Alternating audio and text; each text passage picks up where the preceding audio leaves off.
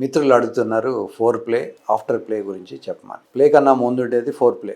ఈ ఫోర్ ప్లేలో emotional bonding అవసరం. ఒక వ్యక్తి ప్రాస్టిట్యూట్ దగ్గరికి వెళ్ళినా కూడా అతను తృప్తి పడకపోవచ్చు. అమ్మాయి అందంగానే ఉండొచ్చు, తెల్లగానే ఉండొచ్చు, యంగ్ అమ్మాయి కూడా ఉండొచ్చు. ఎప్పటికీ కూడా వీడికి తృప్తి ఉండదు. ఎందుకంటే దాంట్లో ఎమోషనల్ బాండింగ్ ఉండదు. ఆ అమ్మాయికి ఉండదు, ఈ వీడికి ఉండదు. ప్రాస్టిట్యూట్స్ దగ్గరికి వెళ్ళకండి. మీరు ముందు మీ పార్ట్నర్తో ఎమోషనల్ బాండింగ్ పెంచుకోండి. లాంగ్ టర్మ్ పార్ట్నర్షిప్ అనేది బెటరు.